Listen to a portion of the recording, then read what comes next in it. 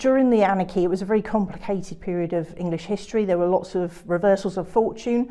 Matilda had to retreat to Oxford in the autumn of 1142.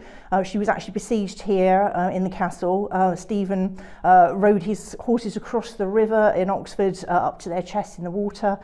He devastated the land around the castle, set up siege engines outside, and he basically wanted to starve her out. So she was here for 3 months.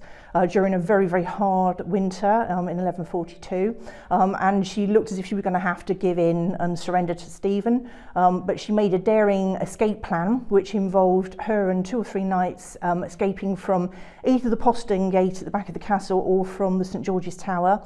They crossed the frozen river, possibly using ice skates to skate their way down to Abingdon, where they got horses, and then regrouped at Wallingford, where one of her supporters had his men in his castle. There are lots of similarities. So both of them were the sole heir of their father. They were both named as heir during their lifetimes. Both of them were pregnant at the time of their father's death. And both of them were usurped by a male relative. So in the case of Matilda, it's by her cousin Stephen, but in the case of Rhaenyra, it was her half-brother Aegon who usurped the throne. Both of them led powerful factions. In the Dance of the Dragons series, it's the Greens versus the Blacks, and in the Anarchy, it's Matilda versus Stephen's forces.